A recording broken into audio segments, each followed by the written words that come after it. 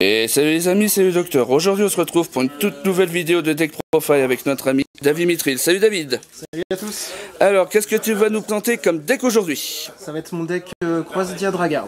Très bien. Allez bien vas-y, je t'en prie. Alors on va commencer avec le main deck.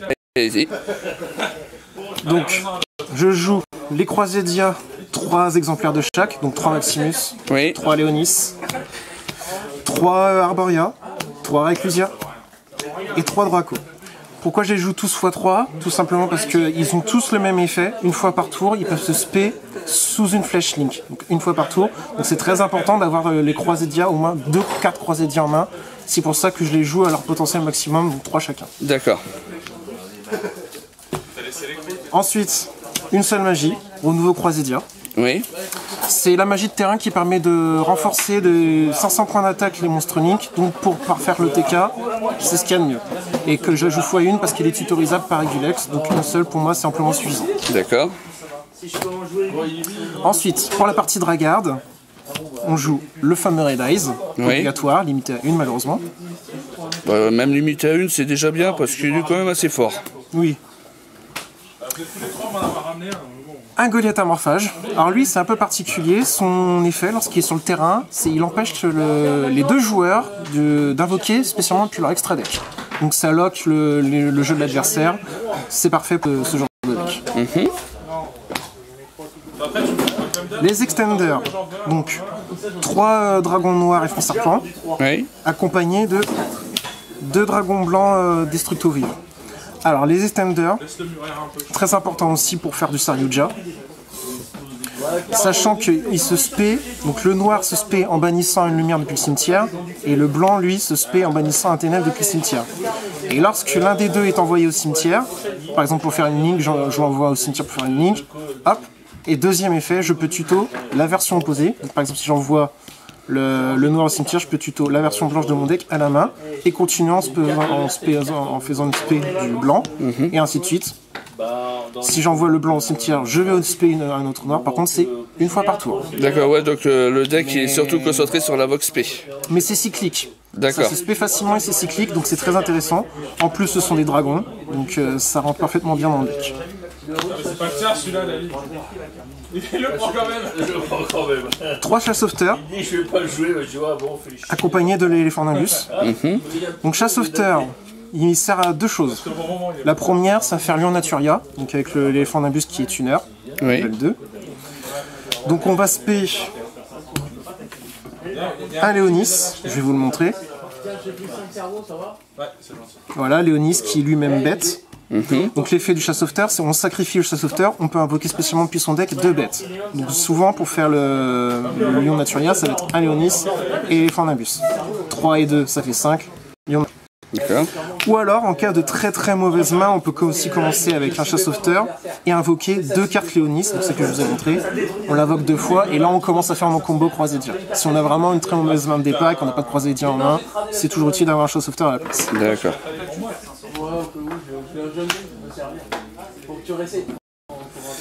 Ensuite, 3 au bord de Q2, c'est une carte magie de terrain qui permet de tuto les kaiju. Donc en fait, à chaque fois qu'une carte va être envoyée au cimetière, que ce soit une carte de l'adversaire ou une autre, on en met un compteur, maximum 5 compteurs, et dès qu'on a 3 compteurs, une fois par tour, on peut aller tuto de notre deck à notre main à un kaiju. Les kaiju que je joue sont le Gameciel et le Roi du Tonnerre. Donc le Gameciel, très intéressant lorsqu'on commence la partie parce qu'il a un effet d'annulation d'effet de l'adversaire en retirant 2 compteurs. Et c'est pas une fois par tour, c'est autant de fois qu'on veut tant qu'on a des compteurs sur le terrain. Par exemple, l'adversaire va activer un effet, je retire 2 compteurs depuis mon terrain, ça l'annule et ça bannit la carte que l'adversaire a activée. C'est très fort. Et le Roi du Tonnerre, pareil, donc en plus de sacrifier mon adversaire, si nous on l'invoque sur notre terrain, il a un effet aussi sympathique que les compteurs Kaiju.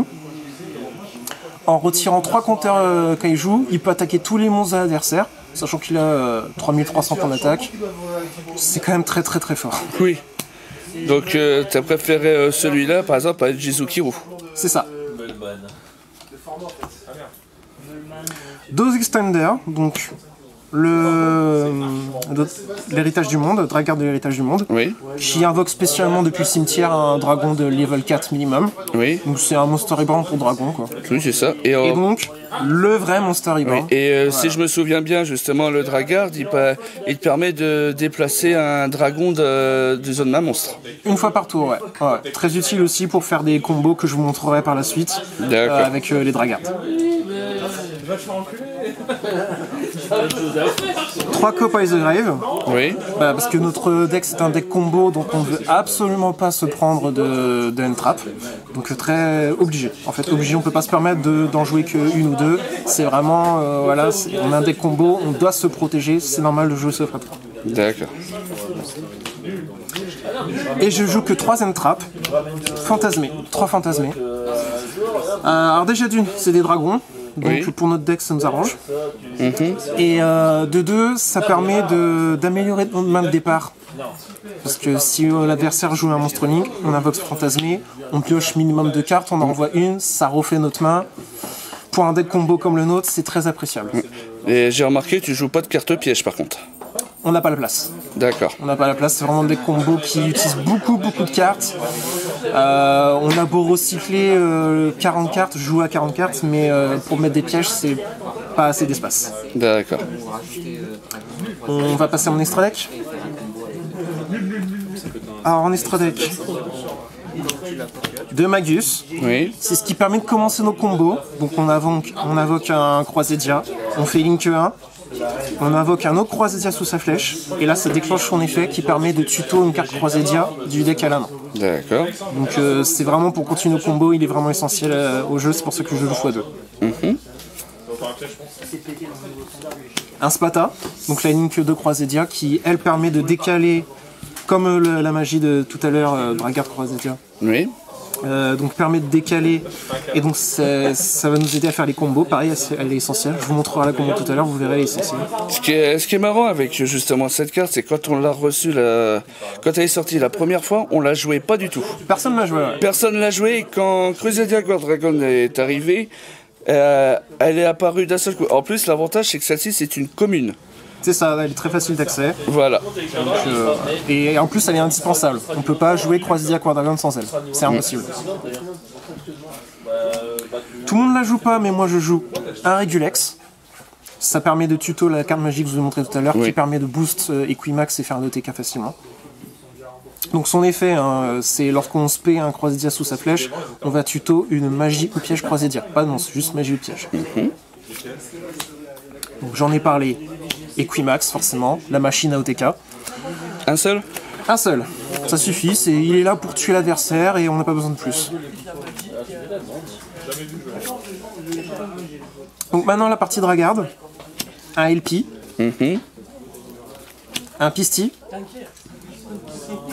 et un Agarpain. Donc le LP, c'est ce qui va invoquer des dragons depuis le deck ou la main. Le Pisty, c'est celui qui invoque des dragons depuis le cimetière ou la zone bannie. Très peu de gens le savent, mais il invoque aussi depuis la zone bannie. Et Agarpain, c'est celui qui fait le plus mal, c'est celui qui invoque les dragons depuis l'extra deck. Et là, à chaque fois, les conditions requises pour invoquer, donc soit depuis la main, soit depuis le cimetière, soit depuis donc main ou deck, cimetière, banni ou extra deck, c'est qu'il faut que ce soit dans des zones où 2 flèches lignes se rejoignent. Par exemple, prenons cette case, admettons que c'est une zone monstre. Si j'ai par exemple, j'ai un link ici et un link qui pointe vers là, on a 2 flèches. Là, je peux activer un effet de Dragard et mettre le monstre dragon dont j'ai besoin sur la flèche où il y a 2 links. D'accord. Donc voilà. De Saryuja. Donc Saryuja a plusieurs utilités. Déjà, elle a 3 flèches qui pointent vers le bas. Donc pour faire les effets de nos Dragards, c'est très intéressant. C'est beaucoup plus facile en libérant 3 zones pour faire nos combos. De 2, elle refait très facilement notre main. Donc pour nous qui sommes un deck combo, c'est juste parfait. Et de 3, elle permet aussi de spé une fois par tour un monstre depuis notre main. Comme ça, gratuitement, sans limitation de niveau. Donc ça va permettre de spé par exemple notre kaiju Le Kaijudo, j'ai plus son nom en tête. Gameciel. Gameciel, voilà. On peut le spé directement depuis notre main et comme ça Gameciel après pour annuler les effets de l'adversaire. Ça peut spé depuis la main un chat sauveteur. Ça peut suivre tout et n'importe quoi en fait. C'est vraiment, il continue le combo, il amplifie les combos et c'est vraiment destructeur. Et si je me trompe pas, en plus, je crois que par rapport au nombre qu'il a été utilisé pour l'invocation, il y a aussi un effet de boost d'attaque, je crois. C'est ça. À chaque fois qu'un monstre est invoqué sous l'une de ses flèches, il gagne 300 points d'attaque et de défense. Et c'est permanent. C'est pas jusqu'à la fin du tour. D'accord. Une sphère hiératique, la nouvelle qui est sortie de Duel Power. Donc elle, très intéressant. Elle a un effet rapide pendant le tour de l'adversaire, qui est de, on la sacrifie et ça renvoie en main une carte de l'adversaire. Donc par exemple, l'adversaire fait sa normal summon, on va renvoyer son normal summon comme s'il l'a gâché. Et petit effet qui se coule, il y a un second effet. Lorsque cette carte est sacrifiée, on peut invoquer spécialement un dragon depuis notre deck, n'importe lequel. Ah, ça peut être très utile, oui. C'est très utile. Je vous montrerai la combo tout à l'heure, c'est vraiment terrible. J'ai remarqué tout à l'heure quand tu as présenté tes dracos, tu joues pas Arc Brave? Non, pas besoin de Arc Brave. D'accord. C'est justement, je n'ai plus besoin de Arc Brave grâce à cette carte. D'accord. Le Boral Sword pour OTK. Et en plus il est dragon, donc il se spé très facilement grâce à Agarpain. Voilà. Pas besoin d'en rajouter de plus, en tout Bah, on le connaît tous. Voilà. On sait que quand il arrive sur le terrain, bon bah... Généralement c'est fini. Voilà. Le bouillant, qui est pareil de Duel Power, réédition Duel Power. Donc une synchro qui se sort grâce à Agarpain, très facilement. Et qui, une fois par tour, peut annuler un effet de carte. Magie, piège, monstre, peu importe. Il annule un effet face recto. Donc très puissant. Un Dragster. Donc une synchro level 7 qu'on peut faire très facilement vu qu'on a énormément de monstres level 3 et de monstres level 4. Donc on peut la sortir très facilement et elle annule les magies et pièges une fois par tour. Une magie piège, ça annule. De façon très facile, hein, il suffit juste de réduire son niveau de 3. Donc c'est pas très grave en soi, il suffit de la mettre en mode défense, hein, tout simplement. Voilà, ouais, je sais que j'ai remarqué les gens, c'est souvent le mode défense qu'ils mettent. Voilà. Mais je crois qu'aussi sa puissance elle diminue. C'est ça, bah en fait sa puissance est calculée en fonction de son niveau. Par exemple là il est level 7, donc il gagne 300 points d'attaque fois son niveau. Donc là si on l'invoque en tant que tel il a 2100. Mais dès qu'on réduit pour annuler, forcément il va perdre en puissance. C'est pour ça qu'on préfère la mettre en défense. D'accord. Et enfin la dernière carte, on ne présente plus, Ion Naturia. L'anti-MP, l'anti-magie. L'anti-magie, pas MP, magie. Et qu'on sort très facilement grâce au chat sauveteur que je vous ai montré tout à l'heure. Il n'y a rien à dire. Et en plus, c'est pas une seule fois par tour, c'est autant de fois qu'on veut. Dès que l'adversaire active une magie, on a juste à meuler 2 cartes. C'est très facile. Ça ne demande rien de plus et c'est terrible. Ah, justement, déjà rien que contre Sky Striker, celle-là. Ah bah les Sky Striker ne l'aiment pas du tout. Voilà. On va passer à mon side deck. Voilà. Alors dans le side, 3 anti-spell fragrance. Donc très utile contre Sky Striker. Très utile contre Mystic Mine. Parce que votre adversaire, s'il joue Mystic Mine, il ne pourra pas l'activer tant qu'on a cette carte sur le terrain. Ou du moins, il pourra l'activer, mais il va prendre 3 tours pour le faire. Un tour pour activer Metaverse, mais il ne pourra pas la jouer directement. Ensuite, il faut qu'il la pose. Et ensuite, il faut qu'il attende encore pour la réactiver derrière. C'est vraiment, ça fait perdre vraiment beaucoup de temps à Mystic Mine, donc c'est terrible. Et aussi le deck Endymion. On n'en parle pas assez, mais Endymion c'est très fort. C'est un deck pendule. Et donc, bah, comme tout le monde sait, anti-spell fragrance contre les pendules, c'est juste trop utile. Donc x3. Mais justement, comme tu joues anti-spell et que tu joues beaucoup de magie, ça t'handicape pas un peu? À vrai dire, je joue beaucoup plus de monstres que de magie, donc je préfère vraiment handicaper un adversaire, quitte à ce que moi ça me ralentisse un peu. Moi, ça m'handicape pas plus que ça, à vrai dire. D'accord. 3 points 4 ops, hein. Tout le monde la joue maintenant, c'est normal. Hein. Ça va que spécialement quand on commence deuxième, on détruit une carte. Voilà, c'est un bonus supplémentaire. Et en plus, l'avantage, c'est qu'on détruit n'importe quelle carte, ça peut être très bien. Très utile, ouais. Quasiment tous les decks la jouent de toute façon, donc c'est pas pour rien. 3 raids reboot. Alors on est un deck combo qui cherche à tuer le plus rapidement possible, voire à OTK. Et les decks qui se défendent un peu trop bien, on n'aime pas ça du tout. Nous on va en finir en un tour ou deux maximum. Donc voilà, Rare Reboot, tout simplement.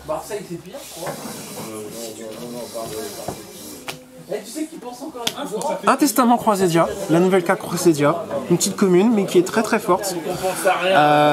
Donc elle a deux effets, mais il y en a une en particulier qui est intéressante. C'est lorsqu'on l'active, notre adversaire ne peut pas répondre aux effets des Croisédia. D'aucune manière. Donc pas d'entrap, pas de magie, pas de piège, aucune réponse n'est possible.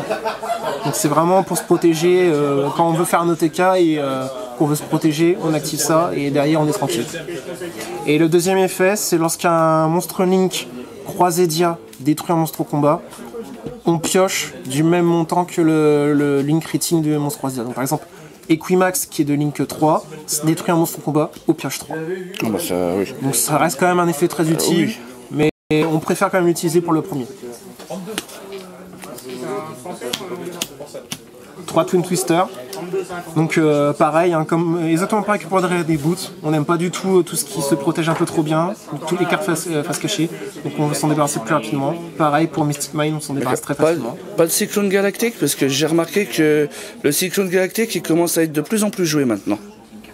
Pour l'instant, j'ai pas la place nécessaire. Donc je pourrais en effet, mais non, je préfère être une Twister qui en détruit deux, comme ça directement, c'est plus efficace. Oui, j'ai l'avantage, c'est que par exemple, si ton adversaire arrive à mettre les échelles pendules, tu peux les détruire tout de suite, quoi. C'est ça. Dans 10 millions, oui, voilà, c'est efficace. C'est efficace en plein de decks, à vrai dire. Oui, bah oui. Salamangreat qui pose leur MP, bah voilà, on les détruit. Orcus qui commence aussi à poser pas mal de MP, c'est pas grave, ça se détruit aussi. Donc il y a pas mal de decks qui jouent des backs en ce moment, donc ouais, être une Twister, c'est vraiment très très utile.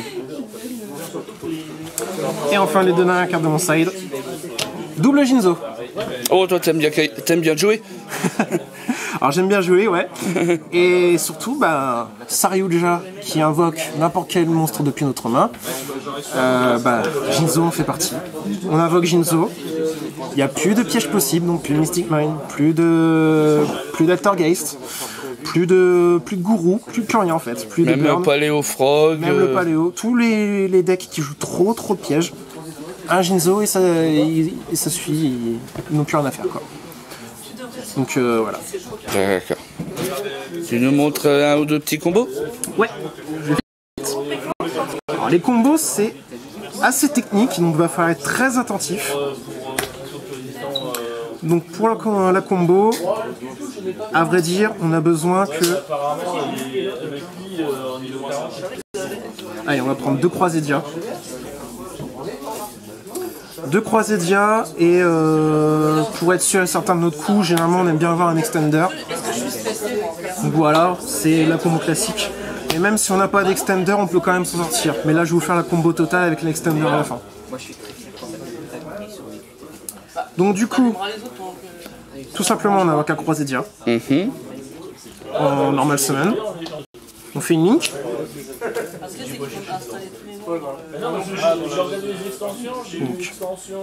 Donc, link 1. Du coup, on spé notre second Croisédia. Oui. Effet de Magus.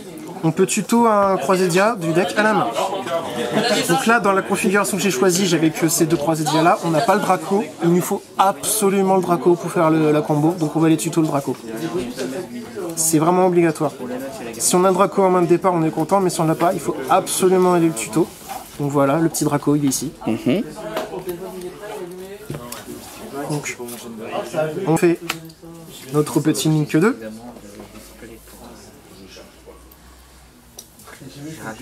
Pour Spata.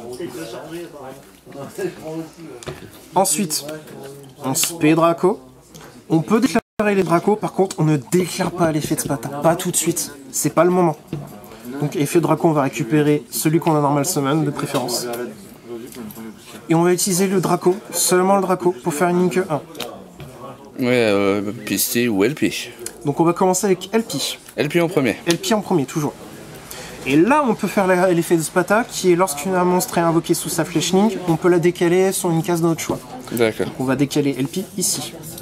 Là, vous remarquez, La flèche d'Elpi pointe ici, la flèche de Spota pointe ici. On a deux flèches. Donc je peux déclarer l'effet de Elpi, qui est d'invoquer spécialement un dragon depuis mon deck. Donc le dragon qu'on va aller chercher, c'est automatiquement celui-ci. Le Red Eyes. Effet du Red Eyes, on invoque spécialement un dragon depuis le cimetière, donc on va réinvoquer le Draco qu'on a été tuto. On va faire que ça constamment, c'est pour ça qu'il faut absolument le Draco. Et donc là, attention, Link 4.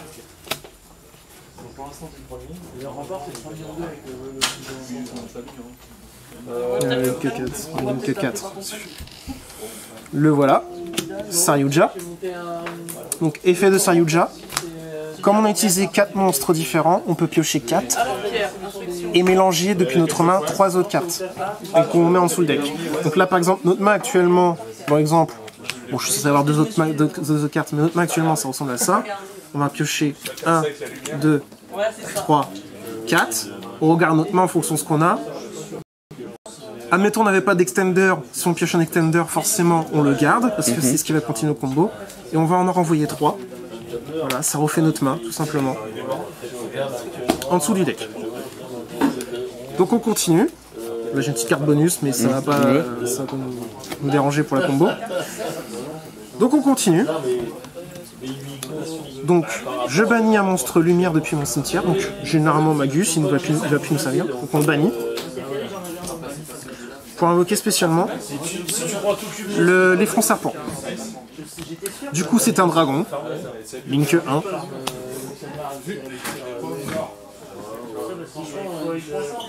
Et cette fois-ci on fait Pisti. Comme il a envoyé du terrain au cimetière, on peut déclarer son effet. Voilà, lui, je parle de lui. Oui. Comme il a envoyé du terrain au cimetière, on déclare son effet. On va aller chercher sa version blanche. Donc on va aller chercher.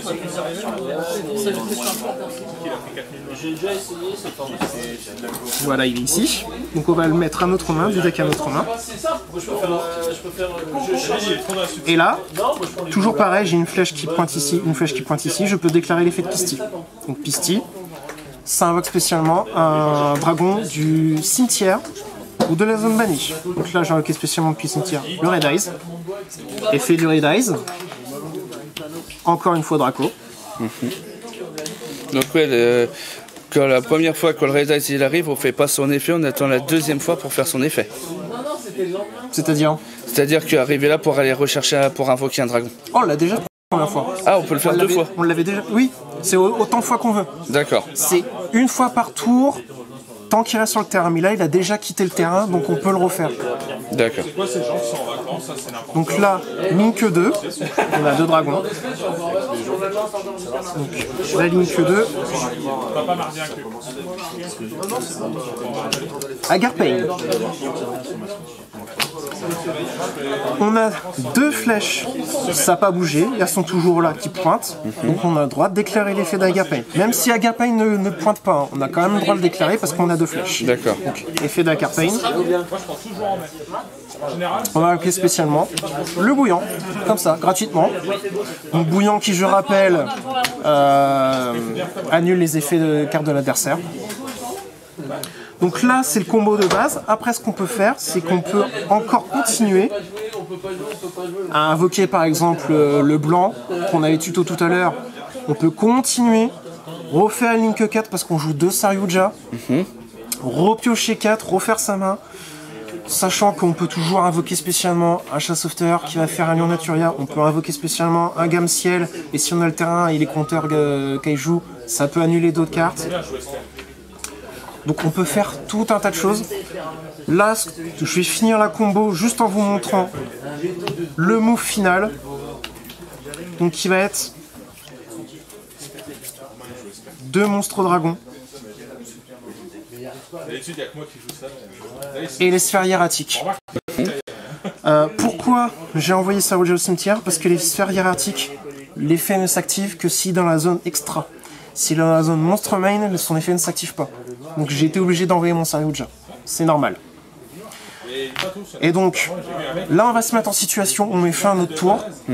Admettons, l'adversaire commence à jouer. Il va faire un normal summon. Effet rapide de la sphère hiératique. Je renvoie sa normal summon en main. en sacrifiant la sphère hiératique. Effet de la sphère. Lorsqu'il est sacrifié pour activer son effet, je peux invoquer spécialement un dragon puis mon deck. Par contre, le dragon a 0 point d'attaque et 0 point de défense. Ce ne sera pas grave parce qu'on va invoquer spécialement puis notre deck. Notre Goliath Amorphage, qui a 0-0, mais qui, tant qu'il est sur le terrain, empêche les deux joueurs d'invoquer spécialement puis le reste avec. D'accord. Voilà, c'est le combo de base du Croisilla Guardragon, entre autres. D'accord. Bon, bah, David, je te remercie pour ces présentations. Je t'en prie.